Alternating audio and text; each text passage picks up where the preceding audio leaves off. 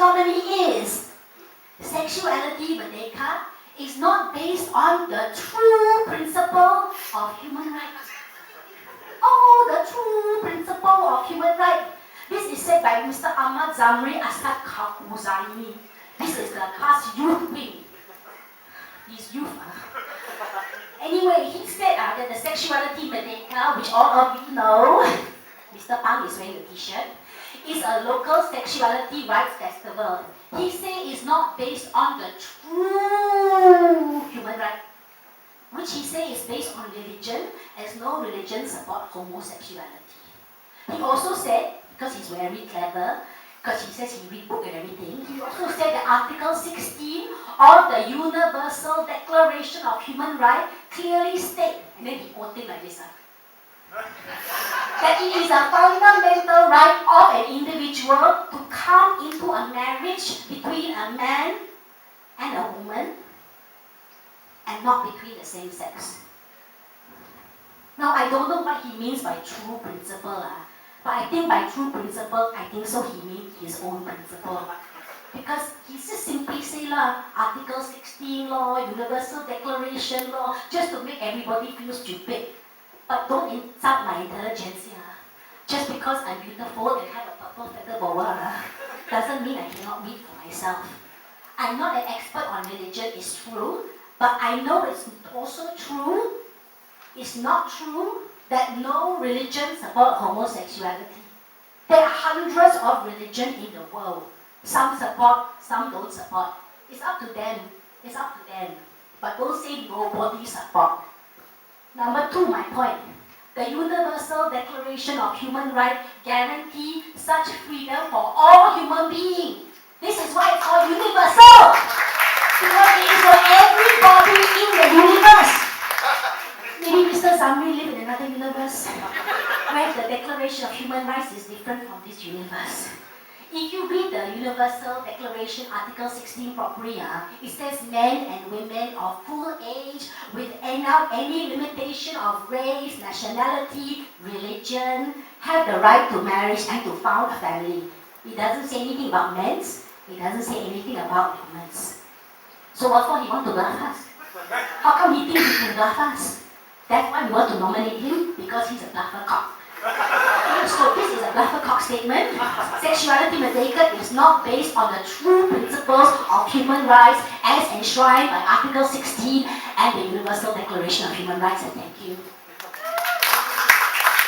And our next nominee is extramarital affairs are caused by wives who neglect their responsibilities to their husbands. This was said, of course, by my other favorite person, Mr. Ibrahim Ali from Perkasa.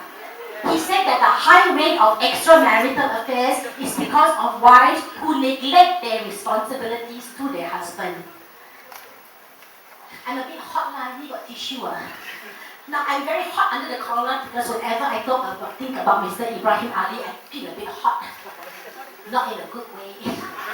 Now, maybe Mr. Ibrahim Ali's wife is neglecting her responsibility to Mr. Ibrahim Ali. Who can blame her? I'm sorry, who can blame her? I think so, but on a more serious note, must be a bit politically correct. This is just my opinion, law. I think so, Mr. Ibrahim Ali does not understand that marriage is a collaboration between a man and a wife. The man is not on top. But somehow I'm sure he's very lazy, always want to be. It's a collaboration. It's a two-way street. It does not justify you taking a one-way street to your mistress' house. Unless your mistress live on a Jalan Sahala. Then you have no choice, So I think if you say you are unfaithful to your wife because she does not satisfy you, then maybe you should ask yourself, if she does not satisfy you, because you are not very satisfying. Maybe he should take some lessons. And the next nominee is discussion on gender equality promote values against Islam. Oh, everybody want to use and hantam Islam for everything. So poor thing. So since when is discussion against the idea of Islam? Since the Majlis Perundingan Pertubuhan Islam Malaysia decided it was against Islam. They decided law. They criticized organizers of a roundtable discussion on gender equality. They said they didn't like that the organizers want to talk about issues faced by the lesbian and the bisexual. This is what they said. Such discussions are secretly aimed at fueling campaign and advocacy to change the value and moral foundation of Islam that are central to Malay Muslims and Malaysians in general. Wow, such big words, but the heart and the brain very small. It's a very lethal combination. We have to be very careful of this lethal combination.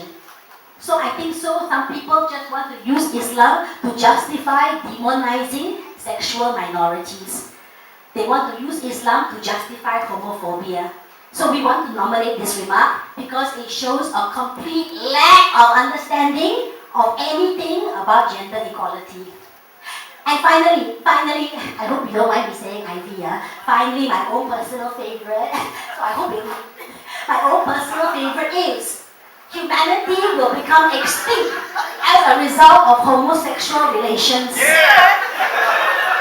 Maybe it's a good thing, considering some of the people out there. This is by the Mufti of Pahang, Abdul Rahman Osman. He said we will all become extinct and the Muslim will become murtad if they support sex song sang. Sounds like something from Thailand. Now I think so that humanity is in danger of extinction for many reasons. We have the global warming, we have the environmental destruction, we have the Nostradamus prophecy. But the world birth rate, I hate to tell you this, is not dropping. No, you ask India. You ask the China. If anything, the world will become extinct as a result of too many people being born. And we all know who is responsible for that. All the heterosexual. So I think humanity may become extinct as a result of heterosexual relations. Maybe we should write a memo to the Mufti, Okay. And the winner, the envelope please, the envelope please. Please vote for your favorite, although it doesn't matter, decided already. And the winner of the Insulting Intelligence Award is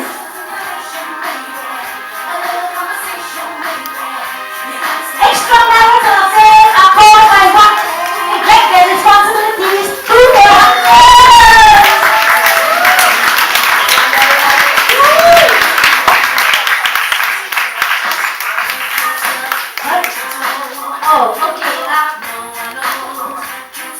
Unfortunately, Mr. Ali cannot be here to collect his award, so collect it on his behalf. I would like to take his award to his wife. No need to say why. Thank you very much. And now we go on to the next category. Please give yourself a round of applause if your category nominee winner has won.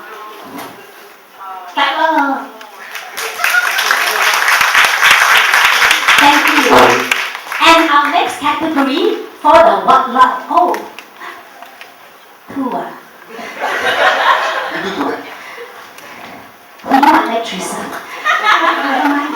The next category is the cannot ignore category. This category honor the remark that simply could not be ignored.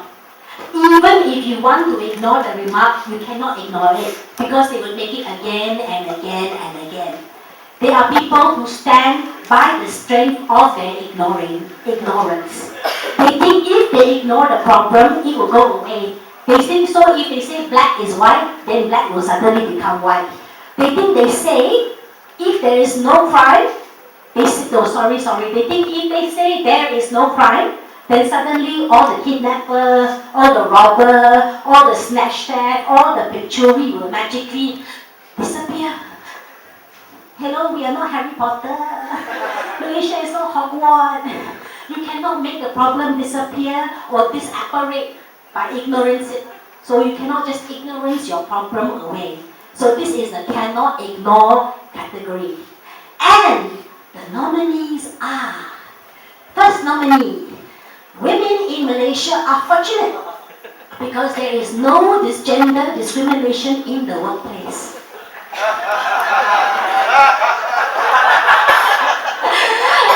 I think so, our PM, he's comedian lor. He's comedian. Maybe he's just frightened of women. I don't know why.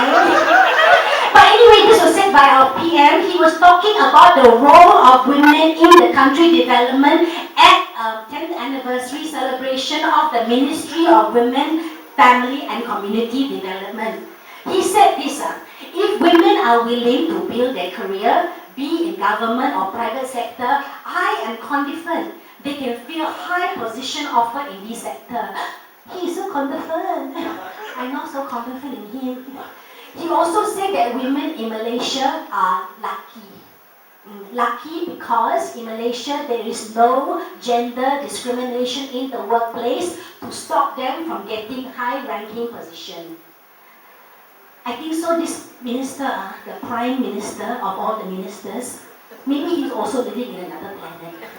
Or maybe Putrajaya is very far. It's like another country like that. Different country from the rest of Malaysia. So I think so. I need to send him a memo also. We send him a memo, okay? Because no gender discrimination.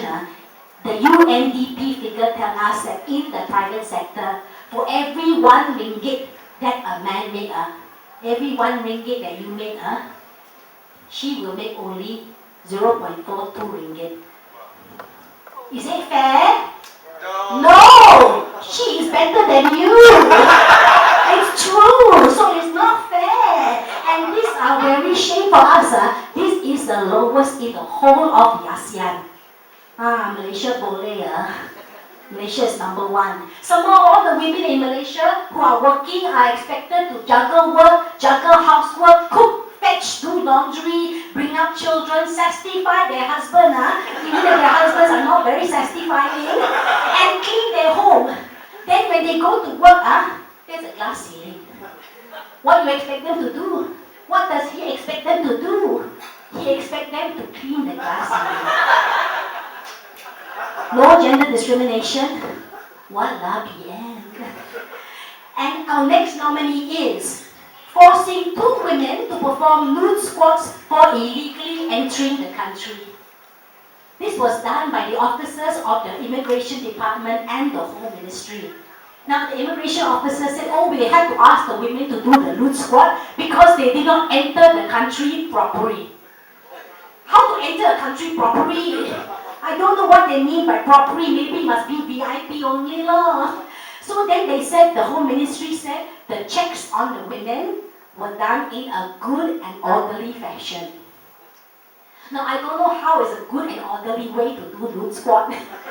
First, you are naked. They take off all your clothes. This is not very good. Some more you're naked in the police station. It's very dirty. This is also not very good. I think so. They just ask them to squat. Is it orderly? They want the women not to be orderly. They want the women just to follow their order. This is not to be orderly. This is just to humiliate them. Under international law, the nude squat is a form of torture. Now, personally speaking, I don't know who is the more ignoramus, the police or the Home Minister, who cannot tell the difference between order and torture.